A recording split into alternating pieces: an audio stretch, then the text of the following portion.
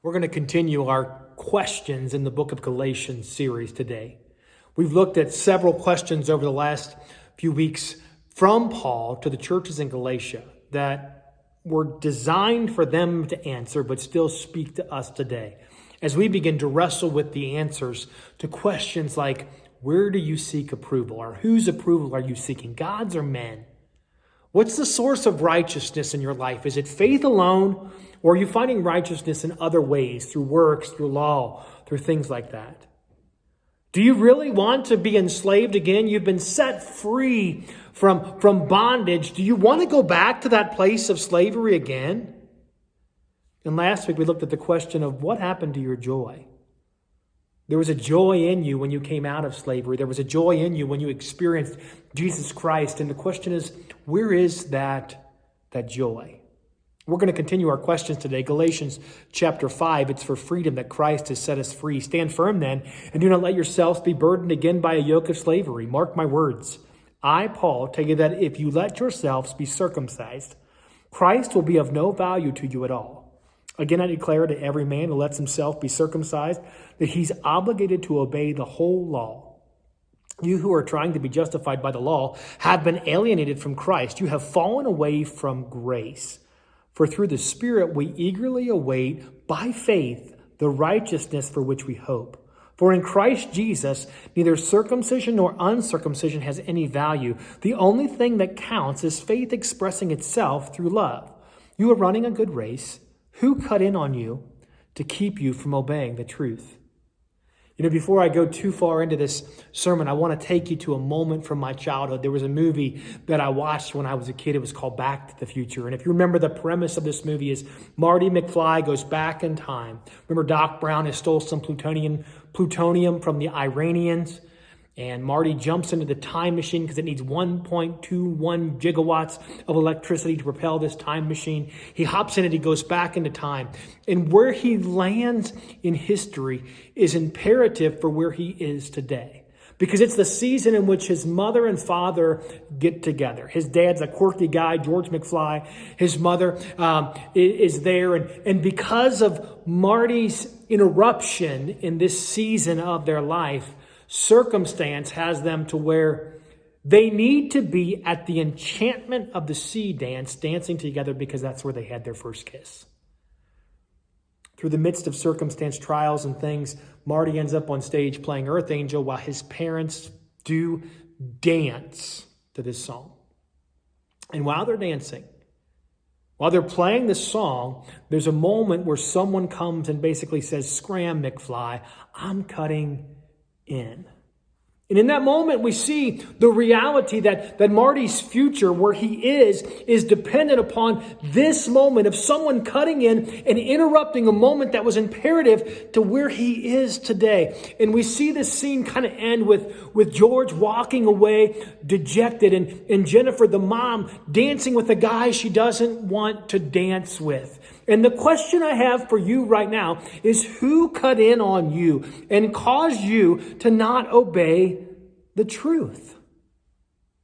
Throughout this series, we've been looking back. A lot of this has drawn us to the relationship of Israel with God. And this moment in the church in Galatians, we have those who are experts in the law trying to force the law on Christians. And so a lot of what I think Paul is saying, the questions he's asking, are causing those who know the book, the Old Testament, to go back to stories from the Old Testament. So we've been going back to that season where Israel was brought out of Egypt, the slavery in Egypt, set free from that ministry of Moses. But what I noticed in that season, we talked about one already, but there's many moments where someone cuts in on the relationship with Israel and God. Exodus 16. In the desert, the whole community grumbled against Moses and Aaron. The Israelites said to them, "If only we had died by the Lord's hand in Egypt. There we sat around pots of meat, ate all the food we wanted, but you have brought us out of this desert to starve this entire assembly to death." What cut in on the relationship of Israel and God? It was their discontent with their circumstance. So many times our discontent cuts in on our race or our dance with God. As we follow this journey In Exodus 19, Moses ascends Mount Sinai. He meets with God, and God's revealing him the beauty of this old covenant, the promise of his law, and the redemption of man that is coming. He comes down and goes back up. In chapter 24, he goes back up on the mountain. When Moses went up on the mountain, the cloud covered it, and the glory of the Lord settled on Mount Sinai. For 6 days, the cloud covered the mountain. On the seventh day, the Lord called to Moses from the cloud. To the Israelites, the glory of the Lord looked like a consuming fire on top of the mountain. Then Moses entered the cloud, and as he went up on the mountain, and he stayed on the mountain for 40 days and for 40 nights. So Moses is now up on this mountain with the presence of God for 40 days and 40 nights. So what happens? Someone cuts in. In chapter 32 of this book, when the people saw that Moses was so long and coming down from the mountain, they gathered around Aaron and said, "Come, make us gods who will go before us. As for this fellow Moses who brought us up out of Egypt, we don't know what happened to him." And Aaron answered them, "Take off the gold earrings that your wives, your sons, and your daughters are wearing and bring them to me." So all the people took off their earrings. They brought them to Aaron. He took what they handed him and made it into an idol cast in the shape of a calf, fashioning it with a tool. Then they said, "These are your gods, Israel, who brought you up out of Egypt." When Aaron saw this, he built an altar in front of the calf and announced, "Tomorrow there'll be a festival to the Lord." So the next day the people rose early, sacrificed burnt offerings, and presented fellowship offerings. Afterward they sat down to eat and drink and got up to indulge in revelry. Moses was gone for 40 days, and in 40 days false gods entered into the people of God. They began to worship a false idol. You know, it was only 45 days or so where they grumbled and complained, and another 40 days or so when they're worshiping a false idol of Moses being up on the mountain. Continuing in Numbers 11, the people complained about their hardships in the hearing of the Lord.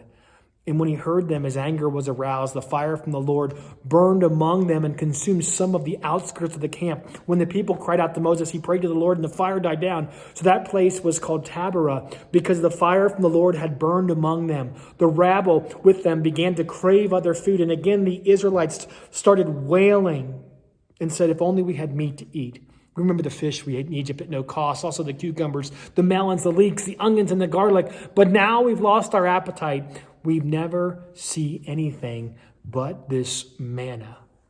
The people let complacency and ungratefulness cut in on their relationship with God.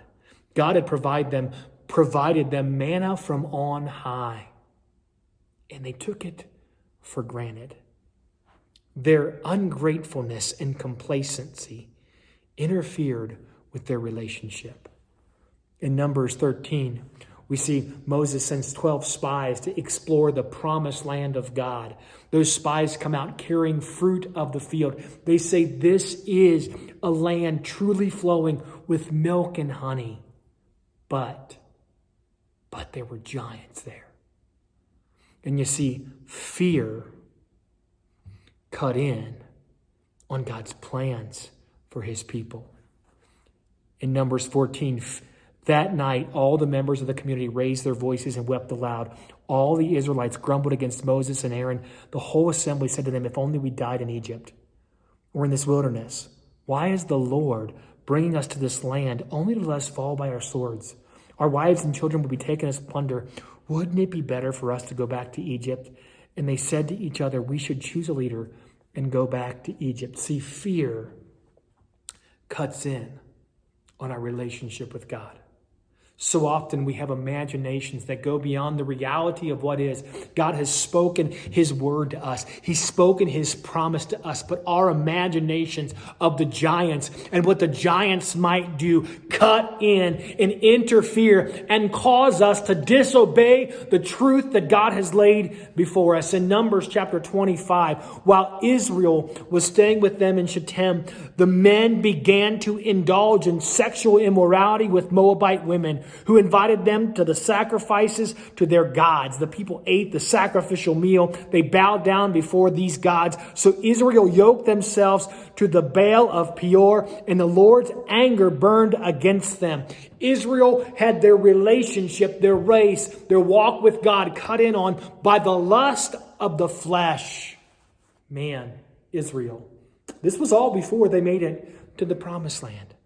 And we look back at them and we say, "Man, how? How do they always allow something to cut in?" You follow the history of Israel, whether it's through judges and the need for deliverance, through kings who would betray God and serve other gods. We see this time and time again in Israel's walk with God. But you know what? I don't think our walk is too different. Today, we still allow stuff to cut in on our relationship with God. It's people. They're good and bad. It's stuff. It's trials. It's persecution. It's false teachers. It's worldly desires. Stuff cuts in on our relationship with God. But you know that movie? It's a good movie, Back to the Future, because it doesn't stop when this man cuts in on a dance that's supposed to happen.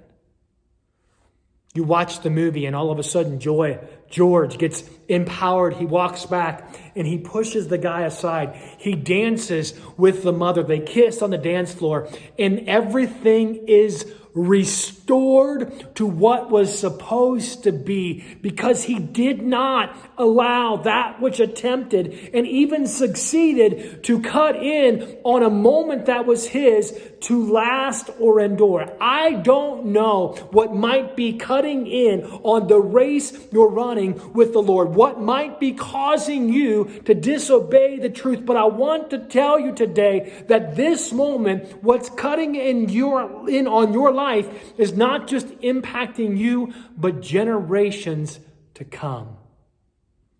Be empowered. Function in the authority you have as a child of God. Go back and start dancing again with the Father. The Lord bless you and keep you. May He make His face shine upon you, be gracious to you, may He turn His face towards you and grant you His peace. And may you guard yourself from allowing anything to cut in on the race God has for you. Be blessed.